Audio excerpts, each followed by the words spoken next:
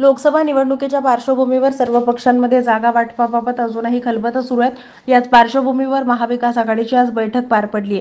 या बैठकीबाबत राष्ट्रवादी काँग्रेस पक्षाचे शरदचंद्र पवार गटाचे नेते जितेंद्र आव्हाड यांनी मोठी प्रतिक्रिया दिली आहे. महाराष्ट्रात कायदा सुव्यवस्थेचं काय चालू आहे, गद्दारी कशी झाली, लोकांनी एक दुसऱ्याच्या पाठीत खंजीर कसं खुपसलं, या महत्त्वाच्या प्रश्नांवर चर्चा झाली. वाढत्या महागाईला मोदी जबाबदार आहेत असं म्हणत आव्हाडांनी मोदी सरकारवर टीकास्त्र सोडलं. आव्हाड पुढे बोलताना म्हणाले की बैठकीत निवडणूक प्रचार कसा व्हावा, कुठल्या विषयांवर व्हावा, कोणता विषय टार्गेट करावा यावर चर्चा झाली. आपला प्रचार सकारात्मक असला पाहिजे, त्यात नकारात्मक बाबी नसल्या पाहिजेत.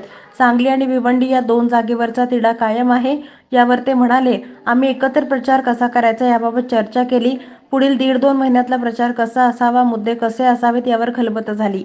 वाढत्या महागाईला मोदी सरकार जबाबदार अशा प्रकारचा नारा बैठकीत लावण्यात आला.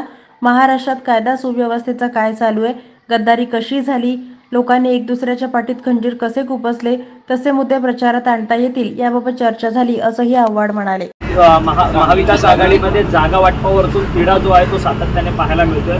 सगळे तिढे असे तिढे सगळीकडे बघायला मिळतात. जिथे जिथे कोएलिशन असतं तिथे सगळीकडे असे तिढे बघायला मिळतात. काँग्रेस सध्या शिवसेनेच्या भूमिकेवरून प्रचंड नाराज आहे. परस्पर तुम्ही उमेदवार उभा करू शकत नाही असं त्यांचं म्हणणं आहे. ट्विटरवर छत्रपतींप्रमाणे सर्व वरिष्ठ नेते ट्विट करतात आणि सांगलीच्या जागी तुमच्या गावामध्ये निर्णय मागून ठेवा असं त्यांना विनंती आहे. तुम्ही त्या टीचर आता उघडलेलं नाही. मी मीटिंगमध्ये होतो, त्यामध्ये मला आपली उमेदवाराची यादी कधीपर्यंत मला काही माहिती नाही. आता शेवटी आमची बैठक होईल, त्याच्यानंतर जयंत पाटील आणि शरद पवार साहेबांची बैठक होईल. कारण का ते दोघंच मुख्य आहेत आणि दोघांपैकी दोघं एकत्र किंवा कोणीतरी एक आपल्याला ब्रीफ करतील. सगळ्याच जागा आज क्लिअर होतील असं मला वाटत नाही, पण शेवटी त्यांच्या निर्णयावर अवलंबून आहे. त्यांना वाटलं सगळी यादी जाहीर करा.